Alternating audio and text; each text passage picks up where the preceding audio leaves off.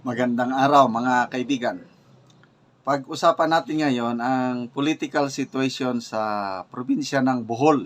Okay?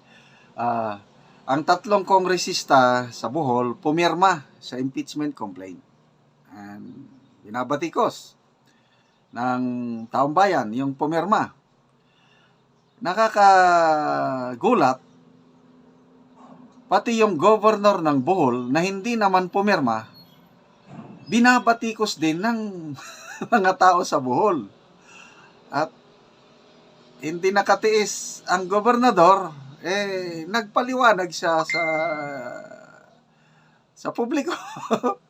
Bakit siya binabatikos? Okay. Ito, may post si Pinoy Politics TV. Okay. Sabi niya, I'm from Bohol, but I'm disappointed with the leaders in Bohol. Let me pick it up.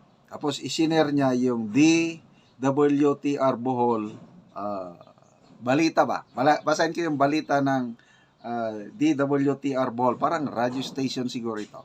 Sabi dito, just in, Governor Aris Aumentado speaks out amid social media backlash over impeachment petition against VP Sara. Hindi siya pumirma, mga kongresista lang sa Bohol ang pumirma, nadamay ang governor. So dito, Tagbilaran City, Bohol. Governor Enrico Aristotle Aris Aumentado finally broke his silence regarding the latest controversy surrounding the impeachment petition against Vice President Sara Duterte, which was signed by 3 congressmen from Bohol. The governor and his administration have been subjected to intense criticism on social media due to the issue despite his non-involvement. Dito ako medyo, I don't know kung matawa ako, magulat, whatever. Wala namang kinalaman ng mga governor sa impeachment dahil mga kongresista ang may kagagawa niya. Bakit idamay ang gobernador? Okay? So, speaking during the Kauban sa Reforma Congress on February 11, kahapon, Governor Aumentado clarified his stance, emphasizing that he had no part in the impeachment process but still became a target of public backlash. Okay. Wala man, Bisaya na. Wala man unta ko'y labot sa impeachment. Wala pod ko'y gipirmahan didto. Pero ako'y giaway. Grabe kaayog batikos, daghang comments, threatening klase-klase, pero wako nag-uol niya na. Ayun. Maganda. Batikos kaliwat kanan, kaya lang, hindi siya nag-uol. He's not worried. Which is correct. Dahil wala naman siyang kinalaman. Okay, so, parinig ko yung speech ng governor na binisaya. Yan. Giaway. Giaway. Grabe kayong batikos. Ipaw ko katungaan batikos ani tingali. Daghang comments nanay threatening, hulga, klase-klase. Pero wa ko nag-uol niya. Yun, wa ko nag-uol. Kaya ako lang pasabton nganong mipirma ang mga congressman sa maong impeachment. Kung inyong malantaw, sa pilang katuig buwan na milabay. So, bakit siya naman ang nag-explain? Bakit siyang nag-explain? Bakit pumirma yung mga kongresista? Baka may connection siya doon sa kongresista ng pumirma.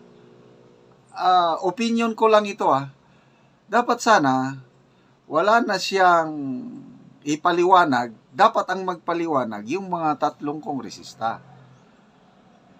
Siya, mabuti, nagsalita siya na wala akong kinalaman. Ganun lang. proseso yan sa Congress.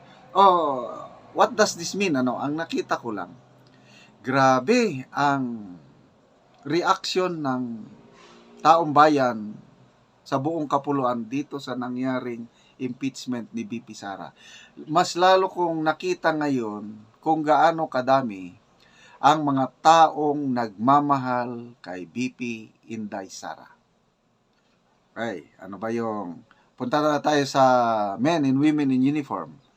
PNPA Class of 1991. Buong klase nagpahayag ng suporta kay BP Sara. Tinawag nila yung impeachment na political harassment or persecution. Mabigat po yun. Buong klase ng PNPA Class of 1991. Marami dyan, retired generals. Ang iba siguro ba, nasa active pa.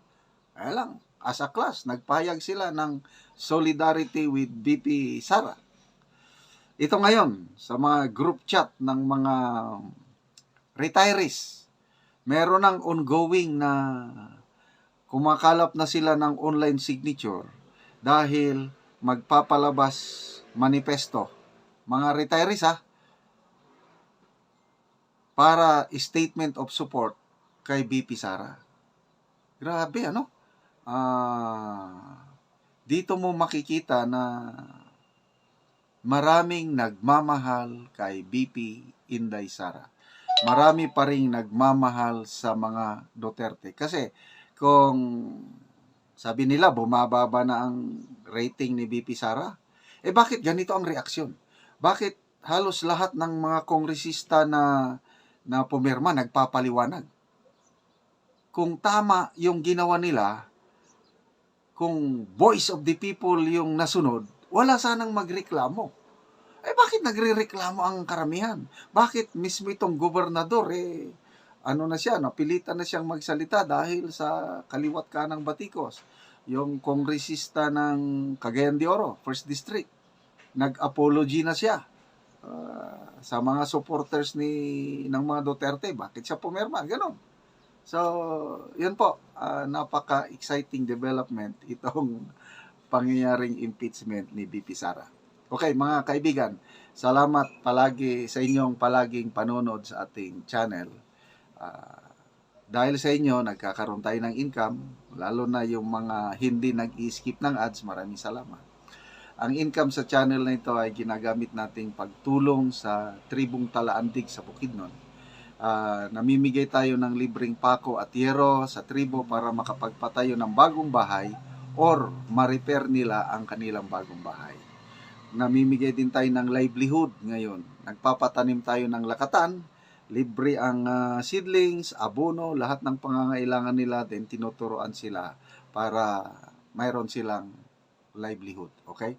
So, panoorin nyo ang video na ito. Salamat sa inyong suporta. Okay, bahala ko lang, ginahinabang. Thank you kayo, thank you. Oo, bahal. Tulungan sa namo ni kay para makagatop na ni kay ulan na gyud. Ang atin mo anaya. Salamat kayo sa nagkuan og salamat kayo sa tao nga nagpagamit sa Ginoo. Oo. Thank you kayo so much.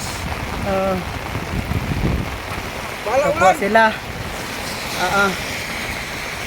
Dahil umuulan.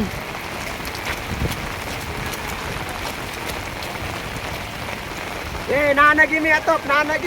Thank you, thank you. Oo.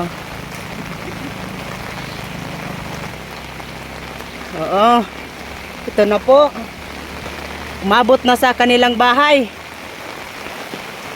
At ito na ang kanilang bahay na ipinatayo ito. At ating hanapin ng kanilang bahay na pinatayo. Okay, salamat kayo. Makatop na gid mi. Oo. Di na gid mi maulanan. Oo. Ito po, ating hanapin ito ng kahit umuulan. Hidayon. Ito po ang kanilang bahay. Ito po ang tulo. Tulog ay kuya lang. Dahil umuulan ito, makikita na ang tulo ng kanilang bahay. Ito po. Yun ang tumutulog kayo? Oh. Oh. Dahil ito nag-uulan. Oh. Makikita ito na maraming tubig. Oh. Kanilang bahay. Yun ang nabigyan ng ngero. Dahil ito sa mga mahirap na tao. Anong masasabi mo dahil sa nabigyan kayo ng ngero yung bahay ninyo na tumutulo na? Anong masasabi mo? Salamat gid kaayo kay dili namin maulanan kay nakaabot na gid among yero og salamat gid kaayo sa Ginoo og sayang gigamit nga tao nga mo'y nagpaabot diri sa among yero og pako. Salamat gid kaayo kay salamat usab sa mga sa nagtan-aw sa YouTube Oh. og salamat sa iyang gigamit nga tao nga ipaabot niya ang yero diri sa amo. Di na gyud mi maulanan. Oh, Di na gyud mi maulanan kay niabot na gyud ang yero. dahil Salamat gid kaayo. Oo. Oh, 'yun ang iyong bahay. Oh. Kasi tumutulo ng maraming ulan dito sa kanilang saig. Doon po sila nagtutulog. Naulanan sila at ito po makikita namin na umuulan. Sige, salamat. Sige, salamat. Sige.